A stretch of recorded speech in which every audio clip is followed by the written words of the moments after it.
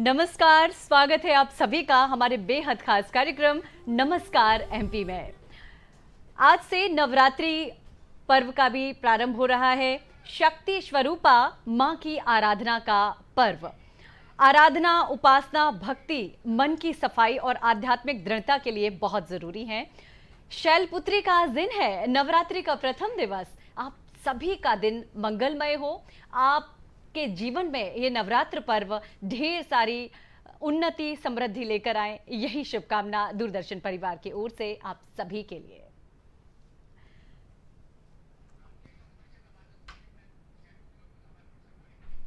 कार्यक्रम नमस्कार एमपी से आप सभी जुड़े हुए हैं। आज का ये सेगमेंट, आज का ये प्रोग्राम बेहद खास है। चूंकि आज से शुरुआत हो चुकी है नवरात्रि पर्व की, तो कहीं ना कहीं हम सबका मन बेहद प्रफुल्लित है, आनंदित है। बड़ा खुशनुमा सा माहौल है, चारों ओर हम सभी महसूस कर रहे हैं बड़ा खुशनुमा सा माहौल। तो उसके पहले कि और कुछ बातें हम आपसे करें, हम आपको बता दें कि आज हमारे साथ हमारे स्टूडियोज में बहुत खास मेहमान मौजूद हैं। तो आइए, क्यों ना सबसे पहले हमारे मेहमानों से आपका परिचय करा दिया जाए। तो हमारे साथ आज हमारे स्टूडियोज में मौजूद हैं डॉक्टर रचना दुबे। नमस्कार मैडम, बहुत स्वागत है आपका। नमस्कार। साथ ही हम बता दें हमारे एक और एक्सपर्ट, हमारे एक और बहुत खास मेहमान, आप सबके प्रिय भोपाल कलेक्टर श्री अविनाश लबानिया जी भी आज हमारे साथ हमारे स्टूडियोज में मौजूद हैं। सर नमस्कार। नमस्कार मैडम, बहुत स्वागत है आपका हमारे इस कार्यक्रम में। बहुत बहुत धन्यवाद। स्वच्छता से जुड़ी हुई बात आज हम सभी करेंगे। हम आपको बता दें कि हमारा ये program live phone in program है। जी हाँ, आप हमारे इस प्रोग्राम में जरूर जुड़ें, हिस्सा लें, क्योंकि कलेक्टर भोपाल भी आज आप के साथ हैं। आपसे बात करने के लिए हमारे साथ हैं रचना दुबे जी। आज आप बात करेंगी, चूंकि आज गर्भ निरोधक दिवस भी है, तो महिलाएं गर्भ निरोधक जो प्रक्रियाएं हैं उनका उपयोग किस तरह से कर सकती हैं, कॉन्ट्रासेप्टिव्स का उपयोग कैसे कर सकती हैं, इस तरह की तमाम जानकारी आज रचना मैडम आपको देंगी। तो जरूर जुड़े हमारे इस प्रोग्राम में। हमारे नंबर्स लगातार फ्लैश हो रहे हैं आपके टीवी स्क्रीन पर। हमारे टेलीफोन नंबर्स यदि आपने अभी तक नोट नहीं किए तो जल्दी से नोट कर लीजिएगा। 0755-266-0049 हमारा नंबर है। इसके साथ ही एक टोल फ्री नंबर, वो भी आप लगातार टेलीविजन स्क्रीन पर देख ही रहे हैं। बिना विलंब करते हुए आइए बात करते हैं हमारे अपने एक्सपर्ट से। रचना जी आज हमारे साथ में है। मैडम, आपसे हम बात करेंगे, उसके पहले हम अविनाश लबानिया जी कलेक्टर भोपाल यहाँ पर मौजूद हैं, आपके पास चलेंगे। सर, सबसे पहले तो बधाइयाँ देना चाहेंगे, बहुत सारी शुभकामनाएं हम देना चाहेंगे आपके लिए। हम आपको बता दें, आप सबको बता दें कि ग्रामीण स्वच्छता की यदि हम बात करते हैं तो भोपाल जिले को नंबर 1 घोषित किया गया है। भोपाल जिले को नंबर 1 का दर्जा मिला है और उसके लिए आपको सम्मानित भी किया जाने वाला है। तो सर, बहुत सारी शुभकामनाएं हम सब की ओर से। बहुत बहुत धन्यवाद। सर, हम जानना चाहेंगे कि कैसे हम यहाँ तक पहुँचे। मैम, जैसा कि सभी लोग जानते हैं कि हमारे माननीय मुख्यमंत्री महोदय की सदैव प्रेरणा रही है कि हमको स्वच्छता में अच्छा करना है, चाहे शहरी हो चाहे ग्रामीण हो। ही हैज़ ऑलवेज सेड कि हमको स्वच्छता में नंबर 1 ही रहना है। और उन्हीं की इस प्रेरणा को लेते हुए हमारी जो ग्रामीण की पूरी टीम है, हमारी जो ज़िला पंचायत की टीम है, उन सब लोगों ने ये ठाना कि चूंकि ये सर्वे का प्रारंभ हुआ है तो इसमें हम लोगों को अच्छा प्रदर्शन करना है। खुशी की बात इसमें ये है कि हम लोग ग्रामीण लोगों को, सभी लोगों को बहुत अच्छे स्तर पे इन्वॉल्व कर पाए। इसमें हम लोगों ने बच्चों का भी सहारा लिया, बच्चों ने अपने पेरेंट्स को भी समझाइश दी और बहुत सारी इनोवेटिव एक्टिविटीज़ के माध्यम से हम सभी लोगों को सम्मिलित कर पाए, जिससे स्वच्छता के प्रति एक विशेष जागरूकता आई। इससे हम जो आधारभूत कार्य ग्रामीण क्षेत्रों में कर रहे थे उसमें भी हमें कोई कठिनाई नहीं आई। बहुत तेज़ी से हम उन कार्यों को अंजाम दे पाए, जिसके कारण कहीं ना कहीं ये उपलब्धि हासिल करने में सफल हुए। तो सर, ये सुनकर जानकर बहुत खुशी हो रही है कि सबका इन्वॉल्वमेंट है और सबका सहयोग लगातार मिल रहा है, तभी यही वजह है कि हम इस स्थान पर पहुंच सके हैं। सर, इसके लिए जो बहुत सारी चुनौतियां भी रही होंगी आपके सामने, तो जानना चाहेंगे कि वो क्या चुनौतियां थी। देखिए, सबसे बड़ी चुनौती जो स्वच्छता चैलेंज में आती है वो कचरा संग्रहण को लेकर के आती है कि हम लोगों को इस चीज़ के लिए प्रेरित कर पाएँ कि वे कचरे को किसी भी डंप साइट पे या किसी भी अन्यत्र स्थान पे गांव में नहीं डालें। हम जो घर घर कचरा वाहन उपलब्ध करा रहे हैं उसी में प्रतिदिन कचरे को निष्पादन किया जाए, जिससे कि उसका संग्रहण आराम से हो। इसके साथ ही साथ उस कचरे का फिर सेग्रीगेशन और MRF शेड्स बनाना, जिनसे कि उसमें से भी उपयोगी सामग्री को अलग कर लेना और एकत्रित कर लेना, वो एक बड़ा चैलेंज रहता है। बट इसको कर लेने के बाद जो आपका लिक्विड वेस्ट मैनेजमेंट है वो एक बहुत बड़ा चैलेंज रहता है। पर मैं यही कहना चाहूँगा कि यदि लोग जागरूक हों, लोग सम्मिलित हो जाएं और कुछ आधारभूत सुविधाएं उपलब्ध करा दी जाए तो इन सभी चैलेंजेस को बहुत आसानी से पार किया जा सकता है। जी बिल्कुल सही कह रहे हैं सर। स्वच्छता ही सेवा है, ये नारा हम सभी अपना रहे हैं, ये अभियान भी बड़ी तेजी से चल रहा है, तो थोड़ा सा हम इसके बारे में भी जानना चाहेंगे कि क्या है ये अभियान। देखिए, जो ये अभियान है वो इस चीज़ के लिए आगे बढ़ा रहे हैं हम सबको कि स्वच्छता का कार्य करना केवल किसी पर्टिकुलर कर्मचारी का या जिसके ऊपर वो दायित्व विशेषकर सौंपा गया है उसका कार्य नहीं है, ये हम सब का कार्य है। हम सबको ये सुनिश्चित करना है कि हम गंदगी फैलाने वाले लोगों में ना गिने जाएं और हम सभी अपनी ओर से कुछ ऐसा करें जिससे कि हम अपने परिसर को, अपने शहर को, अपने गांव को और स्वच्छ कर सकें जी। तो इसलिए स्वच्छता के लिए किए जाने वाले कार्य को जन सेवा के रूप में देखा जाए और सभी लोग निसंकोच होकर इससे जुड़ सकें, इसके लिए इस अभियान को प्रारंभ किया गया है। बिल्कुल, और हमारा शहर स्वच्छ रहेगा तभी हमारा समाज स्वच्छ रह सकेगा, हमारा समाज स्वच्छ होगा तभी जाकर हम एक स्वच्छ देश का, राष्ट्र का निर्माण कर सकेंगे। कलेक्टर भोपाल अविनाश लवानिया जी हमसे जुड़े हुए हैं, उनसे चर्चा के दौर को आगे विस्तार हम जरूर देंगे। उसके पहले हमारे एक और एक्सपर्ट हमारे साथ में है, रचना जी, डॉक्टर रचना दुबे हमारे साथ हैं। आइए कुछ बातें इनसे भी हो जाए। तो डॉक्टर, हम आपसे यही जानना चाहेंगे कि कई बार जब डिलीवरी की बात करते हैं, कोई महिला किसी चाइल्ड को डिलीवर कर रही है तो कितने समय के बाद में किसी कॉन्ट्रासेप्टिव का इस्तेमाल हमें करना चाहिए? वैसे तो डिलीवरी के तुरंत बाद बहुत सारे कॉन्ट्रासेप्टिव मेथड्स होते हैं जिनको हम यूज़ कर सकते हैं। राइट फ्रॉम डिलीवरी के तुरंत बाद हम फैमिली प्लानिंग के लिए कॉपर-टी इंसर्ट कर सकते हैं। अगर उसके 2 बच्चे हो चुके हैं तो हम परमानेंट स्टरलाइजेशन कर सकते हैं, यानी कि ट्यूबेक्टमी कर सकते हैं। मेल पार्टनर, अगर किसी फीमेल को कोई प्रॉब्लम है तो मेल पार्टनर यूज़ कर सकता है, कॉन्डोम का यूज़ कर सकते हैं। 4th, कई नॉन हार्मोनल कॉन्ट्रासेप्टिव पिल्स भी ऐसी आती हैं जो कि हम तुरंत डिलीवरी के बाद दे सकते हैं, जो कि गवर्नमेंट की फैमिली प्लानिंग प्रोग्राम के अंतर्गत फ्री में उपलब्ध है, जिसको हम कहते हैं छाया के नाम से मशहूर है, सेंटक्रोमन इसमें होता है, ये दे सकते हैं। और अगर कोई ग्रामीण महिला किसकी घर में डिलीवरी हुई हो, उसको फैमिली प्लानिंग करना है और किसी हॉस्पिटल में किसी वजह से नहीं पहुंच पाई है, तो मैं ये भी बताना चाहूँगी, फर्स्ट 6 मंथ्स अगर आप एक्सक्लूसिव ब्रेस्ट फीडिंग करा रहे हैं और बच्चा 6 महीने से छोटा है और मेंसेस नहीं लौट के आए हैं, तो ये एक नेचुरल कॉन्ट्रासेप्टिव भी होता है। ग्रेट, ये बहुत सारे एस्पेक्ट्स हैं जिन पर हम काम कर सकते हैं। कॉन्ट्रासेप्शन के लिए हम बात करते हैं तो बहुत सारी मेथड्स हैं जिनका इस्तेमाल कर सकते हैं, पर जरूरी है जागरूक होने की। जागरूकता की यदि बात करते हैं तो स्वच्छता के लिए भी जागरूकता सबसे इंपॉर्टेंट है। सिर्फ प्रशासन की जिम्मेदारी नहीं है भारत को, देश को, समाज को स्वच्छ बनाने की। बात करेंगे आगे भी, उसके पहले हम आपको बता दें कि हमारे कॉलर हमसे जुड़ चुके हैं, तो क्यों ना उनसे बात कर ली जाए। हेलो हेलो जी, नमस्कार जी, बताइए क्या जानना चाहेंगे? जी सर, जी मैं जबलपुर से अशोक बोल रहा हूँ। मैडम, यहाँ जबलपुर में कलेक्टर साहब से निवेदन है कि जबलपुर में ठीका पता मेरा कोई कचरा उठाने की, और ये जो काम है नगर निगम को दे दिया गया है, तो इसमें परेशानी हो रही। नगर निगम वाले बार बार नहीं आ रहे हैं, आज नहीं आ रहे हैं, तो हम चाहते हैं कि आप कुछ इसमें बता सकते हैं, कुछ पहल कर सकते हैं क्या? सर, क्या कुछ मदद हम कर सकते हैं? जबलपुर से हमारे कॉलर जुड़े हुए हैं और उनका कहना है कि जो कचरा गाड़ी है वो नहीं पहुंच पा रही है डोर टू डोर कचरा कलेक्ट करने के लिए, तो क्या जैसा कि मैं समझ पाया उनकी बात से कि शायद शहरी व्यवस्था जी बिल्कुल से संबंधित है विषय। मैं बताना चाहूँगा कि शहरों में सभी जगह जो कचरा गाड़ियाँ हैं वो GPS आधारित व्यवस्था से संचालित हैं और सभी जगह कंट्रोल रूम्स एस्टैब्लिश्ड हैं जहाँ से कि गाड़ियों का समय से निकलना और सही समय पे हर स्टॉप पे पहुंचना इंश्योर किया जाता है। I am sure CM helpline का 181 का नंबर मध्य प्रदेश में सभी को जाहिर है। यदि वो नगर निगम के इस विषय को वहाँ के अथॉरिटीज़ के संज्ञान में लाएंगे तो वो निश्चित ही अपने कंट्रोल रूम के माध्यम से सुनिश्चित कर पाएंगे कि जो इरेगुलरिटी की आपकी शिकायत है वो दूर हो सके। बहुत बढ़िया, सर ने समाधान भी आपकी समस्या का बता दिया है, तो अब इंतजार करने की जरूरत नहीं है। CM हेल्पलाइन का जो नंबर है उसका इस्तेमाल करें, आपकी बात, आपकी परेशानी प्रशासन तक पहुंच जाएगी और निश्चित ही जल्दी आपको आपकी परेशानी से मुक्ति भी मिलेगी। बाकी हम क्या प्रयास कर सकते हैं उस पे भी हमें जरूर ध्यान देना चाहिए, रुख करना चाहिए, क्योंकि हम भी स्वच्छता में उतना ही स्वच्छता की आदत को हमें भी दिन प्रतिदिन अपनाना होगा। स्वच्छता को सिर्फ समय समय पे बात करने की जरूरत नहीं है, बल्कि ये तो हमारी रूटीन में शामिल होना चाहिए, हमारी डे टू डे लाइफ में शामिल होना चाहिए। सर, क्या कहेंगे इस बात के लिए?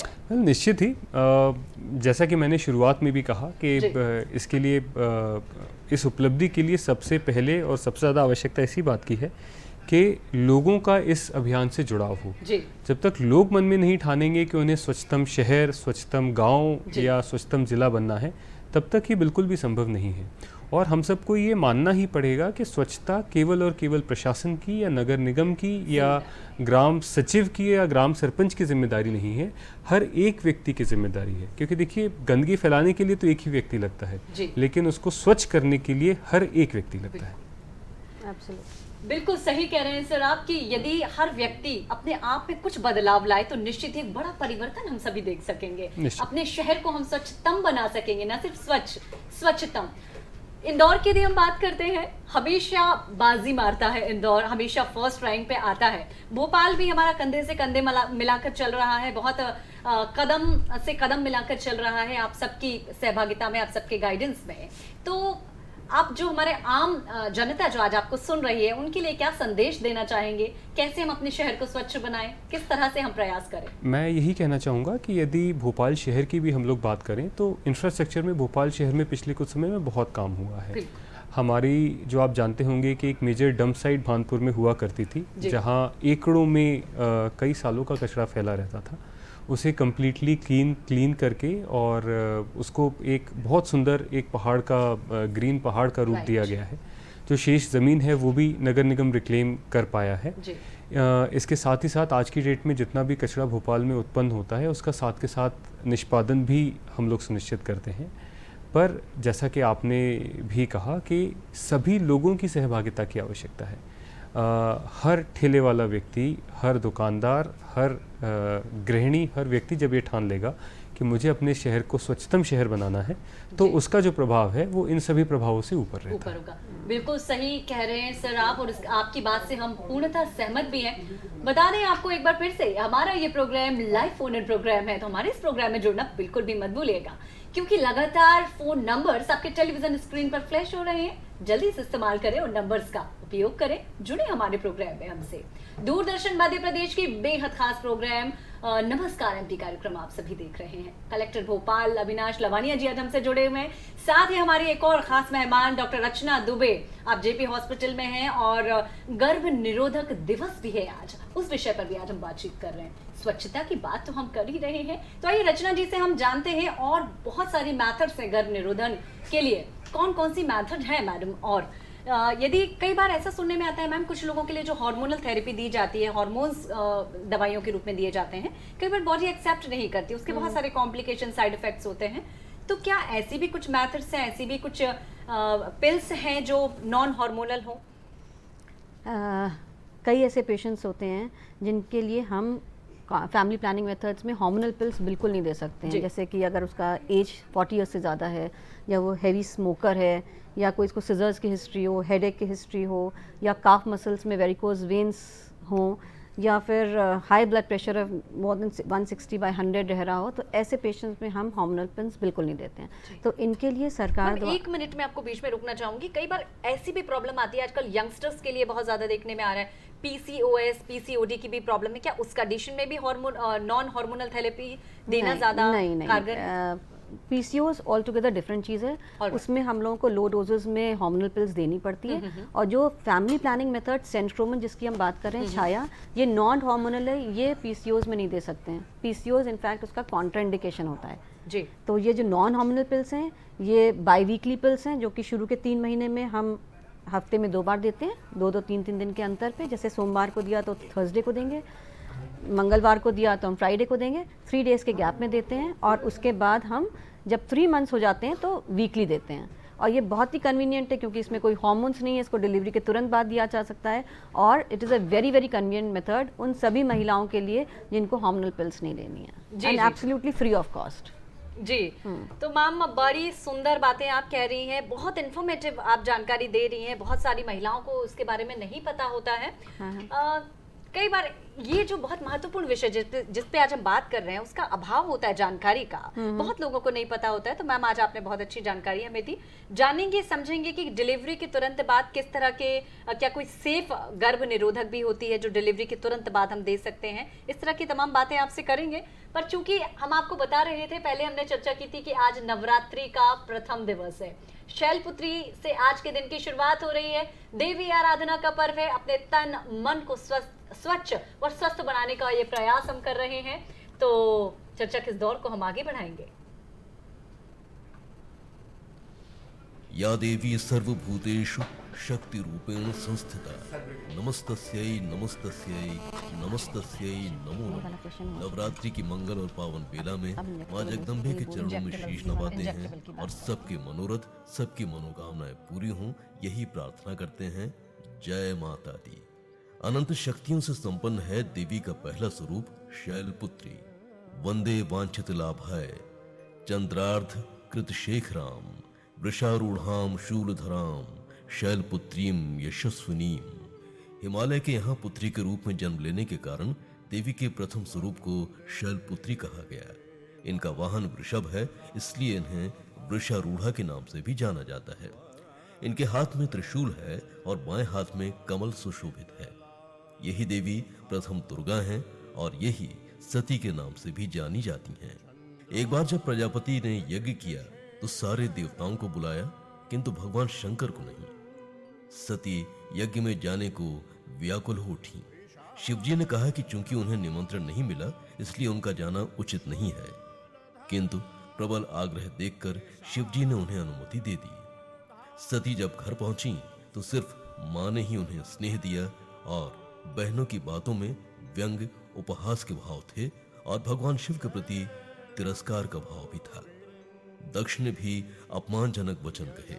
इस अपमान से क्षुब्ध होकर उन्होंने योगाग्नि द्वारा स्वयं को जलाकर भस्म कर लिया। इससे दुखी होकर भगवान शंकर ने यज्ञ का विध्वंस करा दिया। यही सती अगले जन्म में शैलराज हिमालय की पुत्री के रूप में जन्मी और शैलपुत्री कहलाई। शैलपुत्री शिवजी की अर्धांगिनी बनी। इनका महत्व और शक्ति अनंत है।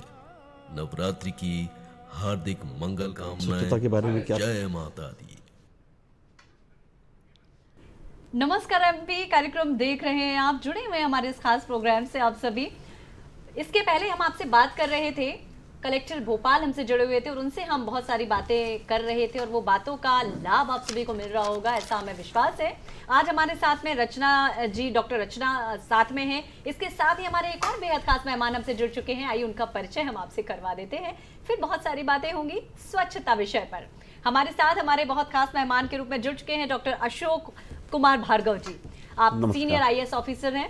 सर बहुत स्वागत है आपका हमारे इस खास प्रोग्राम में। Thank you. स्वच्छता की बातें हम कर रहे हैं, स्वच्छता पखवाड़ा हम सभी मना रहे हैं और राष्ट्रपिता की बात करते हैं यदि महात्मा गांधी जी की, तो स्वच्छता पे बहुत जोर दिया करते थे वो हमेशा। उनका कहना होता था कि हमेशा हमें स्वच्छता की आदत को अपनाना चाहिए। भारत के माननीय प्रधानमंत्री जी भी इस ओर बहुत कार्य कर रहे हैं। उसी तरह से प्रदेश की यदि हम बात करें तो प्रदेश के माननीय मुख्यमंत्री जी भी इस दिशा में बहुत कार्य कर रहे हैं। प्रदेश को स्वच्छतम बनाने के लिए लगातार प्रयास जारी हैं। बात करेंगे हम सर, स्वच्छता क्यों जरूरी है, क्यों इस आदत को अपनाना चाहिए? स्वच्छता हमारा आंतरिक गुण है और हमारी संस्कृति की पहचान है जी। मूलतः व्यक्ति स्वच्छता को पसंद करता है और ईश्वर ने ये गुण अन्य जो जीव जंतु हैं उनकी तुलना में मनुष्य को ज़्यादा दिया है जी। हर व्यक्ति स्वच्छता को पसंद करता है और जैसे ही वो कोई गंदगी देखता है तो उसके मन में घृणा पैदा होती है, उचकिचाहट पैदा होती है और वो उससे दूर भागना चाहता है। और इतना ही नहीं है, यदि उस गंदगी से संपर्क करते हुए हवा भी यदि हमारे पास में आती है तो हमारी जो नाक है, हमारी जो आँख है, वो हमें संकेत देती हैं कि इससे बचना है, दूर रहना है। लेकिन इस स्वच्छता के जो गुण को, जो हमारी जो गरिमा है, हमारी पहचान है, वो हम अपने आप तक ही सीमित रखते हैं। हम व्यक्तिगत स्वच्छता तो पसंद करते हैं लेकिन जैसे ही बाहर निकलते हैं तो फिर हम स्वच्छता को उतनी प्राथमिकता नहीं देते हैं। महात्मा गांधी ने निश्चित रूप से इस देश में स्वच्छता को सर्वोपरि प्राथमिकता दी। उनके जो आश्रम है, फिनिक्स आश्रम में भी और सेवाग्राम में भी हर व्यक्ति जो भी रहता था वो अपना पखाना खुद साफ करता था, खुद ही साफ सफाई करता था। गांधी जी ये मानते थे कि स्वच्छता जो है वो स्वतंत्रता से भी ज़्यादा जरूरी है। बिल्कुल। और हम स्वच्छ रहकर ही अपने मन को निर्मल और पावन बना सकते हैं। और जब मन निर्मल होता है, पावन होता है, तो फिर सकारात्मक ऊर्जा जन्म लेती है। और जहाँ स्वच्छता होती है वहीं सकारात्मक वातावरण बनता है। और इसीलिए हमारे कोई भी पर्व हो, त्योहार हो, वे सब स्वच्छता को ही सर्वोच्च प्राथमिकता देते हैं। जी बिल्कुल सही कह रहे हैं सर। डॉक्टर अशोक भार्गव जी हमारे साथ जुड़े हुए हैं, सीनियर IAS ऑफिसर हैं आप। और हम बता दें आपको कि सर ने जिस तरह से बात की है अभी हम सबसे कि स्वच्छता से मन भी निर्मल होता है, शरीर को स्वच्छ रखने के साथ साथ मन को भी हमें निर्मल रखना है, पावन रखना है। देवी आराधना का पर्व नवरात्रि की भी शुरुआत हो चुकी है, शैलपुत्री जी का आज दिन है, शुरुआत कर रहे हैं हम देवी आराधना के पर्व की। तो ना सिर्फ अपने घर को, आंगन को साफ सुथरा रखें, अपने घर परिवेश को, आसपास को स्वच्छ रखें, बल्कि अपने शरीर को स्वच्छ रखें, इसके साथ ही अपने मन को भी स्वच्छ रखने की बेहद जरूरत है। निकाल दें अपने अंदर की सारी नकारात्मकता को, निकाल दें अपने अंदर की सारी गंदगी को, और क्यों ना स्वच्छता के लबादा को ओढ़कर एक स्वस्थ जीवन शैली को अपनाने का प्रयास करें। चर्चा के दौर को विस्तार देंगे। डॉक्टर रचना जी हमारे साथ है। मैडम आप तक फिर लौटेंगे वापस। इंजेक्टेबल्स की यदि हम बात करते हैं तो आजकल जो कॉन्ट्रासेप्टिव का एक तरीका होता है इंजेक्टेबल्स के फॉर्म में भी, कितना सेफ है ये और किस कंडीशन में इसका इस्तेमाल हम कर सकते हैं? ये इसको कहते हैं, जो इंजेक्टेबल कॉन्ट्रासेप्शंस होते हैं, इसका नाम होता है डिपो मिडॉक्सी प्रोजेस्टेरॉन एसीटेट। जैसा कि नाम है डिपो, माने ये बॉडी में जाके डिपॉजिट हो जाती है और ये बहुत ही सेफ है। 99% फीमेल्स में, 99 क्या इट इज़ 99.8% फीमेल्स में इनको लगाने के बाद प्रेगनेंसी नहीं ठहरती है। और ये सबसे अच्छी बात इसकी ये है कि 1 in 3 months लगाना पड़ता है, यानी कि अगर आपने आज की तारीख में लगाया तो अगला इंजेक्शन 3 महीने बाद लगाना है। ये बहुत सेफ है, कॉन्फिडेंशियल है, आपको बार बार रोज़ दवाई नहीं लेनी है, जैसे कि माला N और माला D में लेना पड़ता है। इसमें कोई याद रखने की ज़रूरत नहीं है, बस एक बार हॉस्पिटल आइए, फिर अगले 3 महीने बाद हॉस्पिटल आइए और इंजेक्शन लगा के चले जाइए। जी। जो चीज़ ध्यान रखने वाली आप बात कर रहे हैं उसमें ये चीज़ ध्यान रखनी होती है, क्योंकि ये डिपॉजिट हो जाता है बॉडी में, तो आपके जो पीरियड्स हैं वो थोड़े से डिले हो सकते हैं और हो सकता है थोड़ी इंटरमेंस्ट्रुअल ब्लीडिंग होने लगे शुरू के 3-4 महीने में, और 1 महीने तक बिल्कुल पीरियड्स आना बंद हो जाते हैं। जब आपको दोबारा प्रेगनेंसी चाहिए होती है तो आप लेना बंद कर दें, आपके पीरियड्स आना दोबारा शुरू हो जाएंगे। यानी बहुत सेफ और बहुत आसान तरीका है, बहुत आसान, जो पहले नहीं हुआ करता था और आज ये सुविधा लोगों के लिए उपलब्ध हो गई है। और सबसे अच्छी बात इसमें ये है जी। कि जो हमारी ग्रामीण महिलाएं हैं उनमें एनीमिया बहुत कॉमन है, तो क्योंकि मेंसेस नहीं होंगे तो एनीमिया नहीं होगी, वेट गेन होगा, थोड़े और स्वस्थ दिखेंगे, थोड़े और हेल्दी दिखाई पड़ेंगी महिलाएं, सुंदर दिखाई पड़ेंगी क्योंकि वेट गेन अच्छा सा हो जाएगा। और साथ में ये कई और ऐसी बीमारियां हैं जिससे बचाता है, क्योंकि इसमें प्रोजेस्टेरॉन होता है हार्मोन। तो जैसे जिन महिलाओं में एंडोमेट्रियल कैंसर या ओवेरियन कैंसर होने का खतरा होता है वो भी उसको रिड्यूस करता है। जिनमें एंडोमेट्रियोसिस एक तरह की यूट्रस में बीमारी होती है उसकी भी इंटेंसिटी को कम करता है।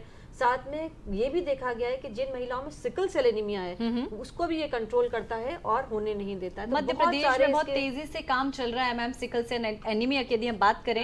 इस तरह की परेशानी को स्वतः ही इंजेक्टेबल यदि कॉन्ट्रासेप्टिव रोक देता है तो उससे आसान कुछ भी नहीं हो सकता। और ये बहुत ही बढ़िया है, किसी भी उम्र की महिलाएं कंफर्टेबली इसको यूज कर सकती हैं और निरंतर 5 to 7 years यूज कर सकती हैं। और ये लॉन्ग एक्टिंग कॉन्ट्रासेप्शन है। यदि आपका एक बच्चा हो गया और अगले बच्चे में आपको अंतर 5 साल का चाहिए या 2 हो गए लेकिन तब भी परमानेंट मेथड नहीं यूज करना है। चूंकि ये बातें आप कर रहे हैं तो हम जानना चाहेंगे, हमारी कुछ महिलाएं आपसे ये भी जानना चाहेंगी कि 2 बच्चों के बीच में कितना अंतर होना चाहिए ताकि महिला जो है वो स्वस्थ रह सके पूरी तरह से। 2 बच्चों के बीच में आइडली 3 साल का अंतर होना चाहिए, जिससे कि आप पहले बच्चे पे भरपूर ध्यान दे सकें, उसको दूध पिला सकें और उसको वो सब फायदा दे सकें जो पूरा कंसंट्रेशन एक बच्चे में होना चाहिए। क्योंकि क्या है, जब आप दूध पिला रहे हैं 2 साल तक अच्छे से, तो आपका अगर दूसरा बच्चा पेट में आ गया तो आपका जो पोषण है वो बच्चे को जाना शुरू हो जाएगा। तो लैक्टेशन में इतनी quality and quantity of milk नहीं निकल पाएगी जो आप पहले बच्चे को दे रहे हैं। तो पहले बच्चे को अच्छे से 3 साल पाल लीजिए, उसके बाद ही दोबारा सेकंड बेबी प्लान। बिल्कुल सही कह रहे हैं। और कहीं ना कहीं हमारा शरीर भी फिट हो जाता है दूसरे बच्चे को कंसीव जब हम करते हैं, दूसरी तो आपकी बॉडी फिट हो जाती है, न्यू एनर्जी के साथ अब नए बच्चे को बिल्कुल सही कह रहे हैं मैम। चर्चा के इस दौर को बिल्कुल हम आगे बढ़ाएंगे। निश्चित ही आप सभी को मैडम से जो हम बातचीत कर रहे हैं उसका लाभ मिल रहा होगा, बहुत सारी नई जानकारी आपको मिल रही होंगी। तो बातों के क्रम को आगे बढ़ाएंगे, उसके पहले हम भार्गव जी की ओर चलेंगे। सर, स्वच्छता ही सेवा, ये हम आंदोलन चल रहा है, ये बड़ा क्रांतिकारी सा आंदोलन बन गया है। कहाँ से शुरुआत हुई थी इस आंदोलन की और क्या चाह रहे हैं, क्या उद्देश्य है इसका? 2 अक्टूबर 2014 को हमारे देश के माननीय प्रधानमंत्री जी ने राष्ट्र के सभी निवासियों को इस बात के लिए संकल्प दिलाया कि हम सब स्वच्छता के प्रति कटिबद्ध रहें जी। और स्वच्छता के लिए समय निकालें। हम इस बात की शपथ लें कि ना तो हम गंदगी फैलाएंगे और ना ही गंदगी करने देंगे जी। महात्मा गांधी की 150वीं जयंती के मुबारक मौके पर ये देश भी पूरी तरह से स्वच्छ हो। 1942 में जब महात्मा गांधी ने भारत छोड़ो आंदोलन शुरू किया था तो क्विट इंडिया का जो उनका सपना था वो साकार हुआ, लेकिन क्लीन इंडिया का स्वप्न जो है वो साकार नहीं हो पाया था। हमारे माननीय प्रधानमंत्री जी के कुशल नेतृत्व में, उनकी दृढ़ इच्छा शक्ति और प्रदेश के माननीय मुख्यमंत्री जी के नेतृत्व में ये धीरे धीरे एक जन आंदोलन बना है। 1954 में जब हमारी पहली प्रथम पंचवर्षीय योजना प्रारंभ हुई तब स्वच्छता को प्रारंभ करने के लिए कुछ विशेष प्रयास किए गए थे, लेकिन परिणाम बहुत अच्छे नहीं निकले। 2011 की जो जनगणना थी उसके आंकड़े ये बताते हैं कि हमारे ग्रामीण भारत में मात्र 33% ही घरों में शौचालयों की व्यवस्था थी जी। उसके बाद ये केंद्रीय स्वच्छता कार्यक्रम प्रारंभ हुआ और उसके बाद फिर निर्मल भारत अभियान प्रारंभ हुआ, जिसमें ग्रामीण क्षेत्र से ही लोगों को इस बात के लिए प्रेरित और प्रोत्साहित किया जाए कि वहीं से डिमांड आए कि हमारे घरों में शौचालय बनाए जाएं और उसी के साथ साथ जो ठोस अपशिष्ट है, तरल अपशिष्ट है, उसका प्रबंधन हो, लोगों में जागरूकता आए। और इसी उद्देश्य को लेकर फिर जब ये हमारा स्वप्न पूरी तरह से साकार नहीं हो पाया तो फिर ये स्वच्छ भारत मिशन प्रारंभ हुआ और जिसके परिणाम स्वरूप 2019 में हमारा देश जो है वो ODF हुआ, अर्थात जो शौचालय हैं घर घर तक शौचालय पहुंचे और खुले में शौच से हमको मुक्ति मिली। लेकिन अभी भी हमारा जो मकसद है वो पूरा नहीं हुआ है। अभी भी हमको ODF प्लस, क्या होता है कि जब अभियान चलता है तो गांव में सब लोग एक लक्ष्य को प्राप्त करने के लिए पूरी शिद्दत के साथ काम करते हैं और जैसे ही लक्ष्य प्राप्त हो जाता है तो फिर भूल जाते हैं। शौचालय बन गए, लेकिन शौचालय बनने के बाद उसका उपयोग हो रहा है कि नहीं, लोगों की आदतों में बदलाव आया कि नहीं, परिवर्तन हुआ कि नहीं, ये भी बड़ी महत्वपूर्ण चीज़ है। और उसी के साथ साथ केवल हम अपने आप की सफाई ही नहीं, स्वयं की सफाई नहीं, वरन हम संस्था की सफाई करें। हम हमारे जो विद्यालय हैं, हमारी जो आंगनबाड़ियाँ हैं, हमारी जो संस्थान हैं, हमारे जो स्मारक हैं, हमारे जो पर्यटन स्थल हैं, हमारी नदियाँ हैं, झील हैं, तालाब हैं, कुएँ हैं, ये सब भी स्वच्छ और साफ होना चाहिए, वृक्षारोपण भी होना चाहिए। तो अब इस दिशा में एक जन आंदोलन जो है पूरे देश में रूप धारण कर रहा है और निश्चित रूप से अब जो क्लीन इंडिया का जो स्वप्न है वो साकार होने के लगभग करीब है जी। यानी सीधी सी बात है कि किसी भी उद्देश्य की प्राप्ति तभी हो सकती है जब जन भागीदारी हो, जन सहभागिता हो, लोगों का उसमें एक्टिव पार्टिसिपेशन हो, तभी हम किसी उद्देश्य को पूरा कर सकते हैं। सुन रहे हैं ना आप सभी, हमें अपने आप में बदलाव लाना होगा। कहीं ना कहीं स्वच्छता के इस आंदोलन में हम सबको बढ़ चढ़ के हिस्सा लेना है। जिस भी जगह पर हम बैठे हुए हैं, जहां भी हम काम करते हैं, उसको साफ सुथरा रखना ये हमारी पूरी जिम्मेदारी हो जाती है। रचना जी हमारे साथ हैं। डॉक्टर रचना, फिर आपकी तरफ लौटेंगे हम। और मैडम, आपसे हम यही जानना चाहेंगे कि यदि कभी छाया पिल्स मिस हो जाती है तो क्या उस कंडीशन में प्रेगनेंसी रुक सकती है? छाया पिल्स, जैसा कि मैंने शुरू में बताया था कि छाया पिल्स जो है शुरू के 3 महीने हम लोग को हफ्ते में 2 बार लेनी है, 3-3 दिन के गैप में, और 3 महीने के बाद उसको वंस अ वीक कंटिन्यू करना है। पर कई बार ऐसा होता है कि हम कहीं गांव चले गए या कहीं घूमने चले गए और हम अपना पैकेट ले जाना भूल गए, तो यदि आपका 7 डेज के अंदर पीरियड मिस, मतलब 7 डेज के अंदर आपकी गोली मिस हुई है, तो जब भी आपको याद आए या घर पहुंचे तो आप तुरंत गोली खा लें और अपना बाकी schedule as it is follow करते रहें। पर अगर 7 डेज से ज़्यादा हो गया है तो आप दोनों गोलियां जो आपको जब याद आए तब खा लीजिए, और बचे हुए जब तक पीरियड नहीं आता है तब तक आप एक बैकअप मेथड का इस्तेमाल करिए। बैकअप मेथड यानी आप कॉन्डोम का यूज़ कर सकते हैं या फिर एब्स्टिनेंस कर सकते हैं, और फिर जब पीरियड आए तो फिर जैसा आपका शेड्यूल चल रहा है वो चलते रहिए। यदि आपको 15 दिन हो गया फिर भी आप भूल गए और आप नहीं ले पाए, तो उस केस में फिर you have to start as a fresh user, यानी कि आप एक नए यूज़र की तरह यूज़ करेंगे, यानी कि 2 टैबलेट्स फर्स्ट 3 मंथ्स में और आखिरी के 4 मंथ्स ऑनवर्ड्स आप सिंगल टैबलेट यूज़ करेंगे। जी, बहुत महत्वपूर्ण बातें मैडम जानने को, सीखने को और समझने को मिल रही हैं। निश्चित ही लोगों को इसका लाभ जरूर मिल रहा होगा। मुझे तो बहुत कुछ बातें आपकी समझ में आ रही हैं जो मैं और लोगों को भी कन्वे करूंगी आपके मैसेज को, ताकि वाकई जो इस तरह के कार्यक्रम हमारे होते हैं उनका उद्देश्य सफल हो सके कहीं ना कहीं। मैडम एक और बात हम आपसे जानना चाहेंगे, हमारे ऑडियंस आपसे जानना चाहेंगे कि ये इमरजेंसी कॉन्ट्रासेप्टिव्स के लिए भी क्या कुछ प्रावधान है हमारे पास? हम लोग की जो फैमिली प्लानिंग जो जिसको हम कहते हैं कैफेटेरिया अप्रोच, तो हम लोगों के पास अब इतने सारे संसाधन हैं। पहले क्या होता था, अगर सरकारी सिस्टम में आपको जाना है तो केवल माला एन मिलती थी, माला डी मिलता था, कंडोम मिलता था, बस इतनी चीज़ें मिलती थी। पर 2018 के बाद हम लोगों का एक 360 डिग्रीज अभियान चला हमारे प्रधानमंत्री के नेतृत्व में, और एक कैफेटेरिया अप्रोच किया जिन्होंने उसके अंदर कॉन्डोम का पूरा न्यू पैकेजिंग कर दी, माला एन माला डी के प्रोडक्ट्स की पैकेजिंग चेंज कर दी, 2 तरह के नए कॉन्ट्रासेप्टिव्स इंट्रोड्यूस करी, यानी कि इंजेक्टेबल कॉन्ट्रासेप्शन और नॉन हार्मोनल कॉन्ट्रासेप्शन पिल्स। इसके साथ ही इन्होंने प्रोजेस्ट्रॉन ओनली पिल्स भी की ऐड करी। ये प्रोजेस्ट्रॉन ओनली पिल्स वो पिल्स होती हैं जिसमें ईस्ट्रोजन की मात्रा होती ही नहीं है, तो जो ईस्ट्रोजन के हार्मफुल इफेक्ट हमारे शरीर में होने होते हैं वो बिल्कुल नहीं होते हैं, और ये हम डिलीवरी के तुरंत बाद दे सकते हैं, क्योंकि ये लैक्टेशन में ना उसकी क्वालिटी ना क्वांटिटी ऑफ ब्रेस्ट मिल्क को अफेक्ट करते हैं। तो ये प्रोजेस्ट्रॉन ओनली पिल्स ऐड किए, और ये सारे एक बहुत, और प्लस वैसेक्टमी, ट्यूबेक्टमी, नॉन स्कैलेपल वैसेक्टमी, ये सारी चीज़ें उपलब्ध हैं आजकल फ्री ऑफ कॉस्ट। यहाँ तक कि PPIUCD भी एक चीज़ है, यानी कि जब हमारे हॉस्पिटल में पेशेंट आती है और डिस्चार्ज होती है, उससे पहले हम इंश्योर कर लेते हैं कि उसके कॉपर टी इंसर्ट हो जाए। पहले क्या होता था, कॉपर टी हम घर घर जाके या मोटिवेशन के माध्यम से लगाते थे, बट अब PPIUCD यानी कि post partum family planning method के अंतर्गत ये आ गया है कि जैसे ही सीजर हुआ उसी दौरान एब्डोमेन खुला हुआ है और हमने कॉपर टी इंसर्ट कर दिया, या डिलीवरी कंडक्ट करी और साथ ही साथ कॉपर टी लगा दिया। तो ये पेशेंट को अलग से नहीं आना पड़ता है, डॉक्टर के लिए भी सुविधाजनक होता है और पेशेंट के लिए भी सुविधाजनक। मैम एक और चीज़ आपसे जानना चाहेंगे हम, कॉपर टी के बारे में भी हम जानना चाहेंगे। कई बार ऐसा भी सुनने को आता है कि जो कॉपर टी इंसर्ट की गई है वो अंदर चली गई है, तो इस तरह के बहुत सारे केसेस सुनने और देखने को मिलते हैं। ये कहाँ तक सेफ है और ये किस कंडीशन में हमें उपयोग करना चाहिए? कॉपर टी इज़ 100% सेफ, लेकिन कुछ चीज़ें हम लोगों को ध्यान रखनी चाहिए जब भी हम कॉपर टी इंसर्जन कर रहे हैं। एक तो पेशेंट के यूट्रस नॉर्मल होना चाहिए। अगर हम इंटरवल पीरियड में कॉपर टी इंसर्ट कर रहे हैं तो हमें ये निश्चिंत होना चाहिए कि पहले तो उसकी जो बच्चेदानी की लाइनिंग है वो स्मूथ होना चाहिए, कोई फाइब्रॉइड नहीं होना चाहिए, कोई पेल्विक इन्फ्लेमेटरी डिजीज़ यानी कि इन्फेक्शन नहीं होना चाहिए, क्योंकि अगर हम कोई भी फॉरेन बॉडी इंसर्ट करेंगे और बॉडी में ऑलरेडी इन्फेक्शन है तो वो फ्लेयर अप हो जाएगा। तो अगर हम ये सब चीज़ें ध्यान में रख रहे हैं, कॉपर टी का इंसर्जन का टेक्निक अगर प्रॉपर है, ऐसा तो नहीं कि वो यूट्रस में लटक गई और पेशेंट ने प्रेशर लगाया और निकल गई, या फिर बहुत एक्सपर्ट के हाथ में अगर नहीं लगाया तो वो इंसर्ट हो गई। 99.99% में ऐसा कभी नहीं होता कि कॉपर टी जो है वो जाके फंस जाए। It is a very safe very harmless procedure, और ये अंदर जाके अच्छे से इम्प्लांट हो जाती है, लग जाती जाके।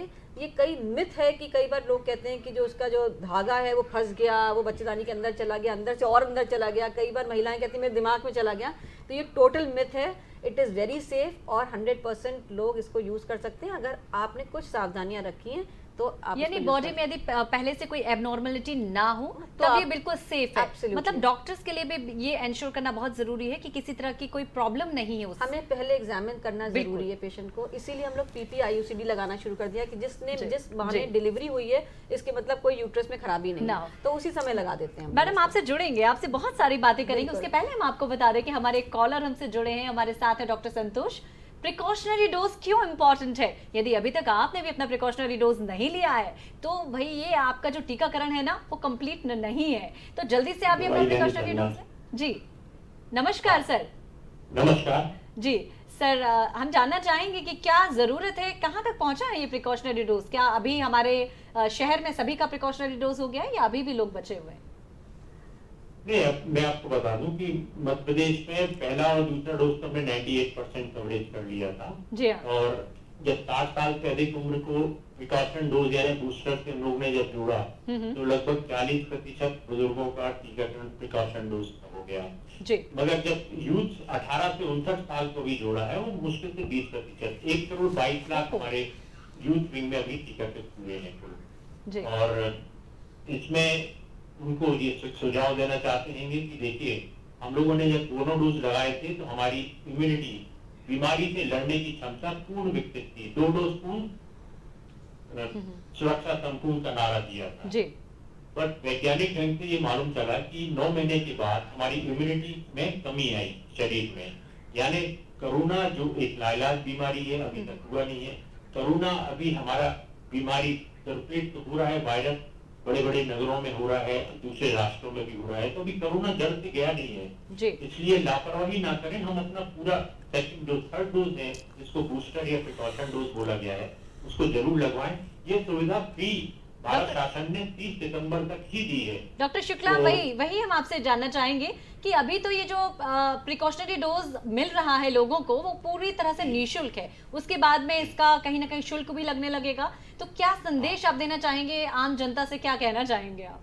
आम जनता से है कि हम लोग को जो सुविधा शासन द्वारा मिल रही है उसका भरपूर दोहन करें, और क्योंकि हम सुरक्षित, हमारा परिवार सुरक्षित, तो इस बार 28 तारीख को जो महाअभियान हम सुबह 9 बजे से शाम को 6 बजे तक करेंगे, उसमें हमने अपील की है सभी लोगों से कि आप अपने परिवार को सुरक्षित करें जी। 12 से 14 साल का बच्चा है उसको कोविवैक्स लगना है, 15 से 17 साल का है उसको कोवैक्सीन लगना है, और बाकी 18 साल से अधिक उम्र वालों को जो थर्ड डोज ड्यू है वो जरूर लगवाएं और अपने को सुरक्षित जोन में रखें आप। जी डॉक्टर शुक्ला, बहुत अच्छी जानकारी आपने दी, और अभी भी वो लोग जो हमें सुन रहे हैं, जो युवा अभी तक प्रिकॉशनरी डोज नहीं लिया है, बूस्टर डोज नहीं लिया है, तो जल्दी से आप जाएं, अपना बूस्टर डोज जरूर लगवाएं ताकि आप सुरक्षित रहें, देश सुरक्षित रहे, समाज सुरक्षित रह सके।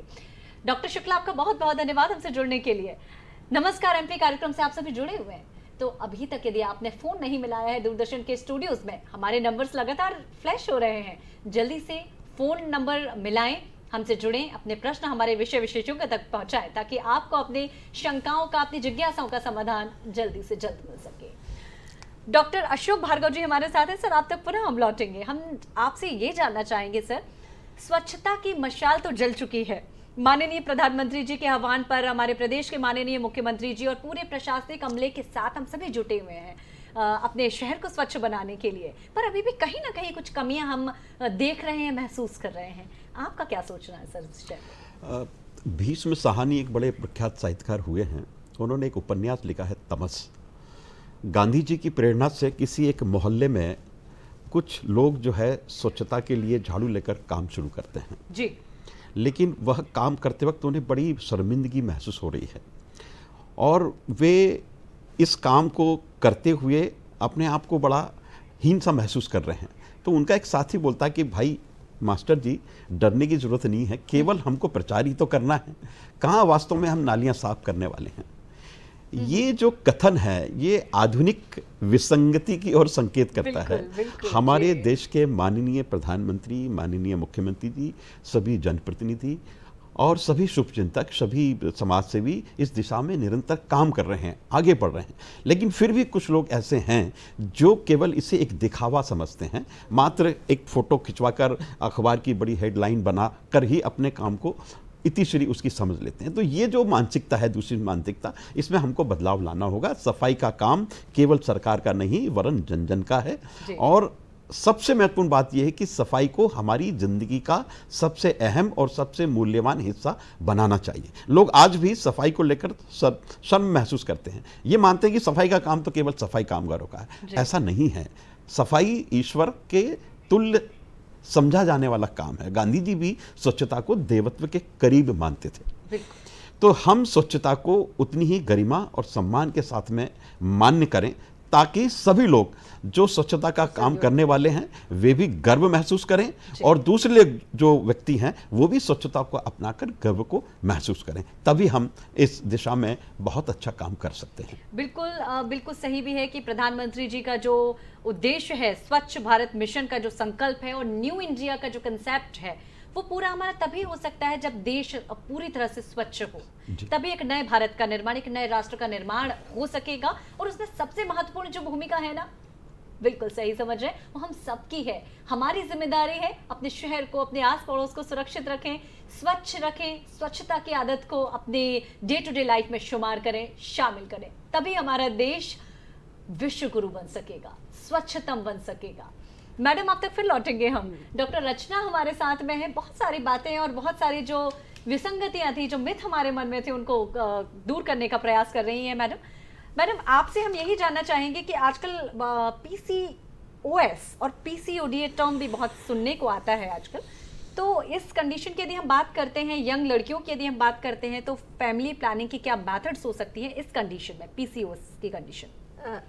इसमें मैं ये बताना चाहूँगी कि PCOS यानी कि पॉलीसिस्टिक ओवेरियन डिजीज़, यानी कि हमारी जो ओवरीज होती हैं उसमें बिकॉज हमारे शरीर में हार्मोनल इम्बैलेंस हो जाता है, उस हार्मोनल इम्बैलेंस के कारण हमारी ओवरीज में एक बार में एक ओवा निकलने की बजाय खूब सारे छोटे छोटे पर्ल रिंग अपीयरेंस की सिस्ट बन जाती हैं और जो एक्चुअल ओवा होता है वो रिलीज़ नहीं हो पाता है। तो ये हार्मोनल इम्बैलेंस है इन महिलाओं में, इन गर्ल्स में जाता है, ये गर्ल्स में ज़्यादा देखा जा रहा है। और आजकल शहरी क्षेत्र में 4 में से 1 लड़की में PCO के लक्षण मिल रहे हैं। ये इतना कॉमन हो गया है अर्बन एरिया में, जिसकी वजह से ये लाइफस्टाइल, सेडेंट्री लाइफस्टाइल, बैठ के जंक फूड खाना, प्रोसेस्ड फूड खाना, लैपटॉप पे काम करना, देर रात तक जगना, ओबेसिटी होना, ये सब PCOS के लक्षण हैं।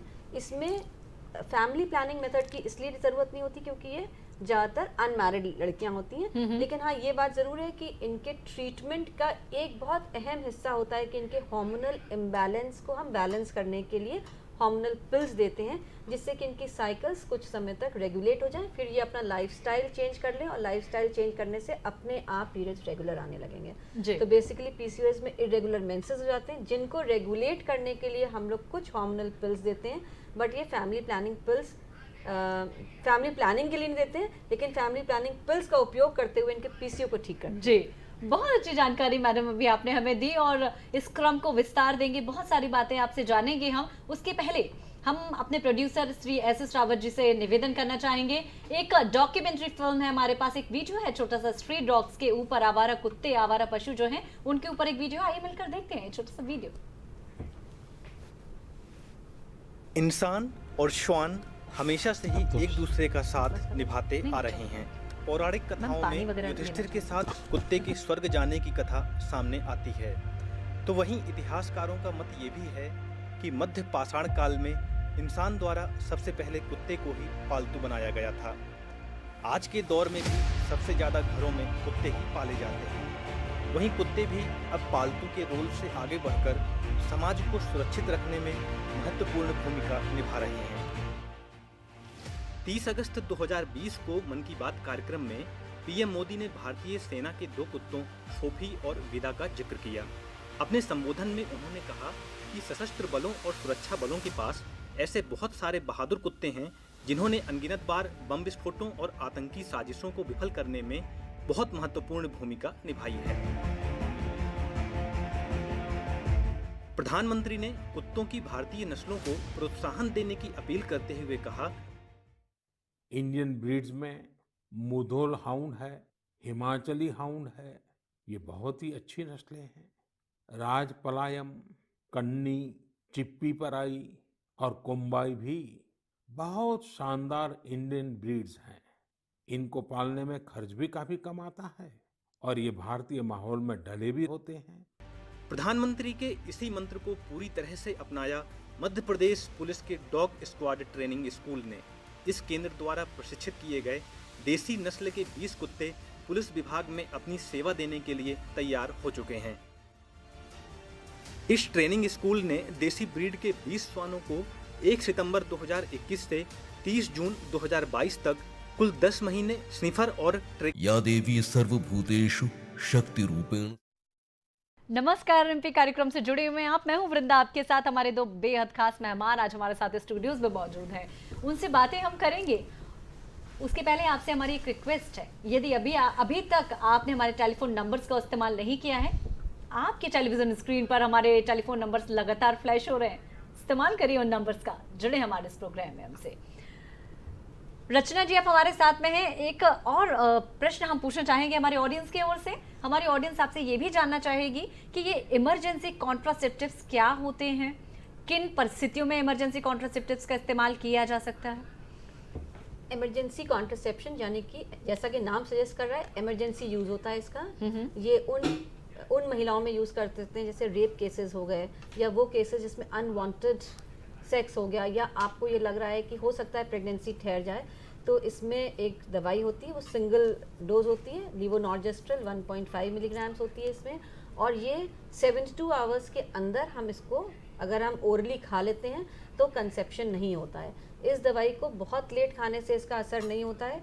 और कई बार हमने ये देखा है, हमारे पास हॉस्पिटल में कई पेशेंट्स आते हैं कि अगर ये वाली इमरजेंसी कॉन्ट्रासेप्शन को एक नॉर्मल कॉन्ट्रासेप्शन समझते हैं, तो जितनी बार वो सेक्स करते हैं उतनी बार ये दवाई खा लेते हैं। तो इसको इस तरह से बिल्कुल भी नहीं खाना है। आपको कोई भी अन्य फैमिली प्लानिंग मेथड उपयोग करना है, इसको इमरजेंसी की तरह यूज़ करना है। और एक चीज़ मैंने ये भी देखा है कि अगर आपने 5 डेज या 6 डेज के बाद ली तो इसका इफेक्टिवनेस खत्म हो जाता है, यानी विदिन 7 to 8 hours समय लेना है, एज सून एज पॉसिबल। यानी कि 12 घंटे में लेंगे तो इसकी इफेक्टिविटी 99-100% है। 48 आवर्स लेंगे थोड़ा कम होगा, बट 72 आवर्स के बाद गारंटी नहीं होती कि गर्भ ठहरेगा कि नहीं ठहरेगा। तो विदिन 72 आवर्स लेना चाहिए। पर ये दवाई कई बार ऐसा भी होता है कि हमारे ग्रामीण क्षेत्रों में नहीं उपलब्ध हो पाती किसी कारणवश, और वैसे तो सब जगह उपलब्ध है ये। तो एक हम आपको ये भी राय देना चाहेंगे कि आप अगर कॉपर टी 5 दिन के अंदर अनवांटेड सेक्स के विदिन 5 डेज लगवा लेते हैं तो ये भी एक फैमिली प्लानिंग मेथड की तरह ऐड करता है। और जो अनवांटेड प्रेगनेंसी है वो ठहर नहीं पाती, क्योंकि कॉपर टी जो होता है वो इम्प्लांट हो जाता है तो प्रेगनेंसी को ठहरने नहीं देता है। तो आप 15 दिन के लिए कॉपर टी लगा लीजिए, फिर भले ही निकालिए। तो it is also like a emergency contraception. जी, तो मैडम बहुत सारी जानकारी मिल रही है हम सब के लिए, निश्चित ही। आपसे एक और छोटी सी बात हम जानना चाहेंगे, हमारे ऑडियंस आपसे जानना चाहेंगे कि बहुत सारी योजनाएं भी सरकार के द्वारा संचालित की जाती हैं, तो क्या कॉन्ट्रासेप्टिव्स की बात करते हैं हम, गर्भ निरोधन की बात करते हैं, तो क्या उस कंडीशन के लिए भी कुछ योजनाएं संचालित की गई हैं, या किस तरह से आप काउंसलिंग देते हैं? क्या कुछ उसके लिए अलग से डिपार्टमेंट है, अलग से कुछ इस तरह की प्रक्रियाएं हैं कि कोई महिला यदि आती है तो उसको आप काउंसलिंग दें कि भाई अभी आपको गर्भ को कंसीव नहीं करना है, अभी आपको गैप चाहिए, और ये मेथड्स हो सकती हैं। इन बातों को आपसे करेंगे, योजनाओं को भी जानेंगे। रुख करेंगे हम भार्गव जी की ओर। सर, स्वच्छता की बातें हम कर रहे हैं, हमारा शहर स्वच्छ हो रहा है, निश्चित ही हम आगे बढ़ रहे हैं, प्रगति की दौड़ में बहुत आगे बढ़ रहे हैं। किस तरह के प्रयास प्रशासन की ओर से किए जा रहे हैं? हमें अपनी आदतों में बदलाव लाना ही होगा, बेशक, उसमें कोई दो राय नहीं। बाकी प्रशासन किस तरह से तैयारियां कर रहा है ताकि हमारा शहर स्वच्छ रह सके? ग्रामीण क्षेत्र में और जिला स्तर पर और राज्य स्तर पर एक पूरा निगरानी तंत्र बना हुआ है। ग्राम पंचायतें अपने अपने क्षेत्र का स्वच्छता प्लान बनाती हैं और अपने ग्राम को पूरी तरह से निर्मल स्वच्छ बनाने के लिए जागरूकता के कार्यक्रम, वहाँ पर जो ठोस और तरल अपशिष्ट है उसके प्रबंधन के लिए और कचरे के एकत्रीकरण के लिए, जो वन यूज प्लास्टिक जो है उसको एकत्र करने के लिए, जो अभी सेवा स्वच्छता ही सेवा है अभियान जो चल रहा है, उसके तहत पूरा विकेंद्रीकृत योजनाएं जो हैं हमारी ग्राम स्तर से लेकर राज्य स्तर तक ये चल रही हैं। और इस जो 15 सितंबर से 2 अक्टूबर तक ये अभियान जो चल रहा है, इस अभियान का मकसद यही है कि गांव में घरेलू स्वच्छता के साथ साथ हम अपनी व्यक्तिगत स्वच्छता के साथ साथ संस्थागत स्वच्छता के साथ साथ सामुदायिक स्वच्छता, पर्यावरण को भी स्वच्छ रखें और ज़्यादा से ज़्यादा वृक्षारोपण करें। हमारे जितने भी तालाब, पोखर और नदियाँ हैं, नाले हैं, इन सबको भी स्वच्छ रखें। अंततः ये सारी प्रकृति जो है वह स्वच्छ रहेगी, तभी हमारी विचारों में भी स्वच्छता, निर्मलता और पावनता आएगी। तो राज्य शासन के जो भी निर्देश हैं उन सबको हमारे जिले के सभी जिलाधिकारी, जिला पंचायत के जो मुख्य कार्यपालन अधिकारी हैं और जनपद के जो अधिकारी हैं, जो प्रशासनिक अधिकारी हैं, सब एक टीम भावना के साथ मिलकर उस दिशा में काम कर रहे हैं। जी, और निश्चित ही कई सारी योजनाएं भी हैं और इसके साथ ही प्रोत्साहन सबसे ज्यादा महत्वपूर्ण होता है। तो प्रोत्साहन भी मिल रहा है यदि कोई शहर बहुत अच्छा कार्य कर रहा है। जी, अब जैसा आप इंदौर तो हमारे न केवल देश में पर पूरे विश्व में विख्यात के लिए एक उदाहरण दिया, 5वीं बार जो है वो देश का सबसे स्वच्छ शहर रहा है। वहाँ का पूरा प्रशासन, वहाँ की पूरी टीम, वहाँ के सारे अधिकारी, वे सब और माननीय मुख्यमंत्री जी का जो कुशल नेतृत्व है वो सब बधाई के पात्र हैं। उन्हीं के नेतृत्व में ये एक बहुत बड़ी उपलब्धि हम प्राप्त कर पाए हैं। तो चलिए चर्चा के दौर को आगे बढ़ाएंगे। हम आपको बता दें कि पोषण सप्ताह भी चल रहा है, पोषण से जुड़ी हुई बातचीत भी हम कर रहे हैं। हमारे साथ हमारे एक विशेषज्ञ जुड़े हुए, आहार विशेषज्ञ हमारे साथ जुड़े हैं। स्वागत है आपका। जी नमस्कार। जी नमस्कार। मैडम, क्यों जरूरी है गर्भवती महिलाओं को सही तरह का उचित पोषण मिल सके, इसके लिए क्यों जरूरी है? सबसे पहले तो ये जानना चाहेंगे। देखिए, गर्भवती महिला जो है उसके अंदर एक नया जीव पनप रहा होता है। तो अगर गर्भवती महिला का पोषण जितना उसका होना चाहिए उससे थोड़ा सा ज्यादा न रहा तो जो बच्चा है उसकी हड्डियां कमजोर हो सकती हैं, उसको अनीमिया की दिक्कत हो सकती है, या फिर बहुत ज्यादा मालनरिश है या पोषण स्तर बिल्कुल भी अच्छा नहीं है महिला का, तो फिर ब्रेन रिलेटेड डिफेक्ट भी आ सकते हैं बच्चे में। तो बच्चा अच्छा स्वस्थ हो, इसीलिए गर्भवती महिला का पोषण बहुत बहुत जरूरी है। जी निधि जी, आपसे हम ये भी जानना चाहेंगे कि आजकल जो लाइफस्टाइल है वो बड़ी भागम भाग वाली हो गई है। कामकाजी महिलाएं हमारी व्यवस्थित रूप से बैठकर ब्रेकफास्ट, लंच, डिनर सही तरह से कई बार नहीं ले पाती हैं। उनका कहना यही होता है, व्यस्तता इतनी है, मैं ठीक तरह से अपना ब्रेकफास्ट नहीं ले पाई, ठीक तरह से अपना लंच नहीं ले पाई व्यस्तताओं के कारण। तो मैडम उस कंडीशन में क्या हम कर सकते हैं जो क्विक हमें एनर्जी प्रदान करे, शरीर को सही पोषण भी हमें मिल सके? देखिए, हर एज ग्रुप की महिला के लिए, इनफैक्ट जितने भी लोग हैं, बच्चे, बुजुर्ग, युवा, सभी के लिए एक चीज जो बहुत हैंडी होती है वो है भुना हुआ चना और गुड़। यदि आप चाहें तो इसमें भुनी हुई मूंगफली भी मिला सकते हैं। यानी जो कामकाजी महिलाएं हैं उनके लिए बहुत अच्छा ये रहेगा कि अपने पर्स में एक पैकेट महिलाओं के लिए उनकी हीमोग्लोबिन को ठीक रखेगा, उसमें फाइबर बहुत अच्छा है तो उनका पेट भरा हुआ रखेगा। यही चीज यदि गर्भवती महिलाएं लेती हैं तो गुड़ का अमाउंट बहुत कम कर दें, उसमें मुरमुरा मिला लीजिए, उसमें भुनी हुई मूंगफली मिला लीजिए, दूसरी भुनी हुई दालें मिला लीजिए। तो ऐसे करके आप वेजिटेरियन प्रोटीन से इसकी मात्रा अपने खाने में बढ़ा लेते हैं। और क्योंकि इनका अब्जॉर्प्शन यानी अवशोषण बहुत अच्छा होता है, तो हर कोई इसको बहुत अच्छे से पचा के उनका शरीर उसको यूटिलाइज कर लेता है। बात करें प्रोटीन की, प्रोटीन इंटेक बहुत जरूरी है हमारे शरीर के लिए। दिन में 2 से 3 बार प्रोटीन हमें लेना ही चाहिए, इस तरह से हम पढ़ते और सुनते आ रहे हैं। तो मैडम चलते फिरते ऐसी कौन कौन सी चीजें हैं जिससे हमें प्रोटीन मिल सके? प्रोटीन के वेजिटेरियन सोर्सेज जितने भी हैं वो बहुत अच्छे हैं, लेकिन इसमें ध्यान ये रखें कि यदि आप दालें बनाते हैं तो उसको कम से कम 1 घंटा पहले पानी में भिगो के रखें, जिससे उसके कुछ ऐसे तत्व जो डाइजेशन को थोड़ा सा इम्पैक्ट करते हैं, खराब करते हैं, वो तत्व पानी में क्योंकि डिजॉल्व हो जाते हैं तो 80% वैसे वाले तत्व नष्ट हो जाते हैं यदि आपने भिगो के रखा है। दूसरा है आपके सारे सूखे मेवे। प्रोटीन कम लेकिन आयरन बहुत ज्यादा में सारे गूदे वाले मेवे आ जाते हैं, पर इनमें भी अब्जॉर्बेबल प्रोटीन अच्छा रहता है। इसके बाद यदि हम नॉन वेजिटेरियन सोर्सेज पे आते हैं तो अंडा एक कंप्लीट सोर्स ऑफ प्रोटीन है। जो लोग खाते हैं उनके लिए चिकन वगैरह भी एक सोर्स ऑफ प्रोटीन है, पर यहाँ पे इम्पोर्टेंट ये है कि वो उसको अच्छे से पता है, ये ना हो कि आपने खाया और आपकी तबीयत खराब होती। ठीक है। और प्रोटीन के अब्जॉर्प्शन में सहायक होते हैं एसेंशियल फैटी एसिड के ओमेगा 3, ओमेगा 6 के अक्सर बहुत, तो वो भी आपको आपके सूखे मेवों से और तेल से मिलता है और घी से मिलता है। यानी लोग तेल और घी से आजकल बहुत ज्यादा परहेज करने लगे हैं, बट यदि प्रोटीन को डाइजेस्ट करना है तो उसका इंटेक भी होना जरूरी है एक निश्चित अनुपात में। जी आप हमसे जुड़े हमारे इस कार्यक्रम में, बहुत धन्यवाद अपना समय देने के लिए निधि जी, थैंक यू। नमस्कार एमपी कार्यक्रम से जुड़े हुए हैं आप सभी। हम आपको फिर से बता दें, हमारे इस कार्यक्रम का सजीव प्रसारण किया जाता है 12 बजे से 1 बजे तक। सोमवार से शुक्रवार तक हमारे ये कार्यक्रम आप देख सकते हैं 12 बजे से 1 बजे तक। दूरदर्शन मध्य प्रदेश का बेहद खास प्रोग्राम, जिसमें हमेशा हमारी ये कोशिश रहती है कि अनेक विषयों पर आपसे बातचीत करें, अनेक विशेषज्ञों से आपको हम मिलवा सकें और बहुत सारी जानकारियां, बहुत सारी शिक्षाप्रद जानकारी आप तक पहुंचा सकें, ताकि आपको उनका भरपूर लाभ मिल सके। फिर से रुख करेंगे हमारे विशेषज्ञों की ओर। रचना जी, डॉक्टर रचना हमारे साथ में है। रचना जी, आपसे हम जानना चाहेंगे कि क्या कुछ ऐसी योजनाएं भी हैं, सरकार द्वारा कुछ योजनाएं भी ऐसी चलाई जा रही हैं जिससे हम लोगों को जागरूक कर सकें कि लोगों मतलब जो प्रेग्नेंट वेमेन हैं, एक दूसरा कंसीव करने के लिए, दूसरा बच्चा उसको कंसीव करने के लिए कितना अंतर होना चाहिए। कुछ ऐसी काउंसलिंग वगैरह भी आप लोग करते हैं, या फिर कुछ ऐसे पुरस्कार वगैरह भी दिए जाते हैं यदि आपके ऑर्गेनाइजेशन में कोई आता है उसको? सरकार का जो फैमिली प्लानिंग प्रोग्राम है ये बहुत ही इम्पोर्टेंट प्रोग्राम है। तो इसमें हर तरह की योजनाएं हैं जी, और हर तरह के प्रोत्साहन भी हैं।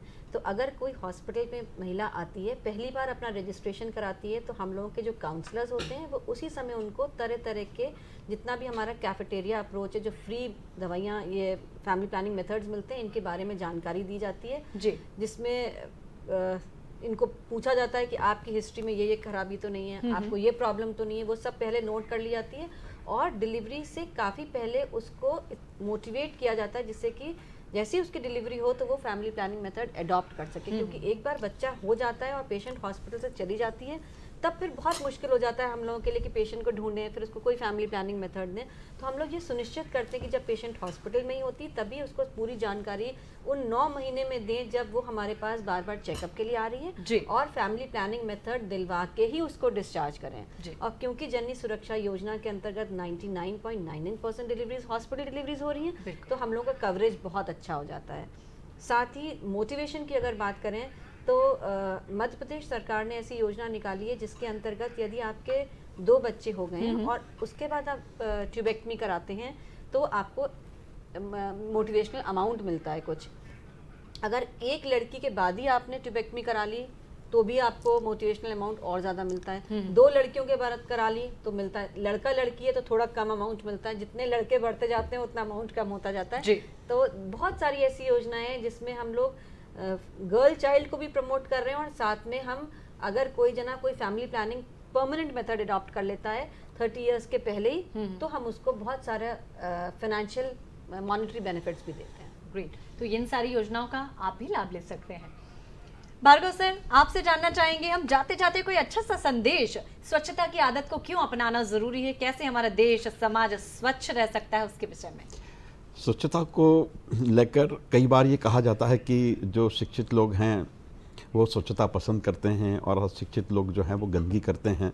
मैं इस बात को बिल्कुल नहीं मानता हूँ। अभी जो हमने एक वीडियो फिल्म देखी कुत्ते के बारे में, डॉग जहाँ कहीं भी बैठता है तो पहले कुछ थोड़ी सी सफाई करता है, उसके बाद बैठता क्या है। बात है जी, बिल्कुल। बिलाव जो पक्षी जानवर है उसे यदि मल करना है तो वो जहाँ रहता है वहाँ से बहुत दूर जाकर करता है।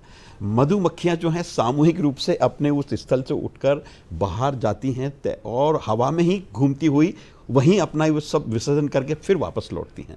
बिल्ली भी ऐसी जगह ढूंढती है जहाँ पर रेत हो या धूल हो और मल करने के बाद उसे ढक देती है। तो जब जानवरों में स्वच्छता को लेकर इतना जागरूकता है तो फिर हम तो मनुष्य हैं, विवेक हमें दिया हुआ है। और अंत में मैं रविन्द्रनाथ टैगोर की मुझे पंक्तियां याद आ रही हैं कि देश की माटी, देश का जल, हवा देश की, देश के फल, सरस बने प्रभु सरस बने। जी जी, देश के घाट और देश के बाट, देश के जन और देश के मन, सरल बने प्रभु सरल बने। ये सरलता, ये विमलता, ये जो सरसता है, ये स्वच्छता पर ही निर्भर करती है। यदि हमने स्वच्छता को अपने जीवन का सर्वोच्च प्राथमिक अंग मान लिया तो ये सारी चीजें अपने आप ही, तन भी स्वच्छ, मन भी स्वच्छ, जीवन भी स्वच्छ। तो निश्चित ही आप स्वच्छता की आदत को अपनाएंगे, इसका हमें पूरा विश्वास है। आज हमारे साथ हमारे जो खास मेहमान थे उनका धन्यवाद अदा करना चाहेंगे। डॉक्टर रचना जी आज हमारे साथ थी, डॉक्टर अशोक भार्गव जी आज हमारे साथ में थे। आपने अपना महत्वपूर्ण समय हमारे दूरदर्शन के लिए दिया, उसके लिए आपका बहुत धन्यवाद पूरे दूरदर्शन की टीम की ओर से। धन्यवाद। आप सभी को जाते जाते जो नवरात्रि पर्व चल रहा है वो आपके जीवन में सुख समृद्धि लेकर आए, यही मंगल कामनाएं दूरदर्शन मध्य प्रदेश की पूरी टीम की ओर से। मुझे वृंदा प्रधान अजमेरा को दीजिएगा इजाजत, जल्द होगी आपसे मुलाकात। नमस्कार।